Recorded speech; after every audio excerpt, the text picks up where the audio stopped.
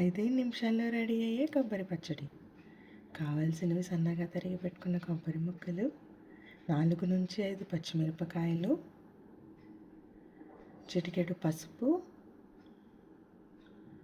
1 table spoon salt, ఇంకా చింతపండు.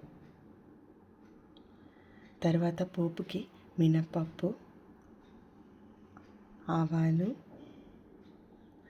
4 ఎండుమిరపకాయలు వేసి వేయించుకోవాలి.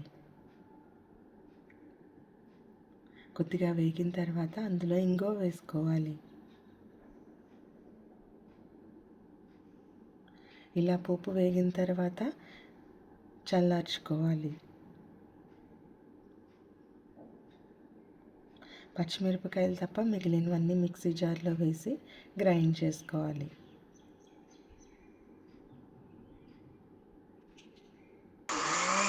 ఇలా కొద్దిగా గ్రైండ్ అయిన తర్వాత అందులోకి పచ్చిమిరపకాయలు యాడ్ చేసుకోవాలి.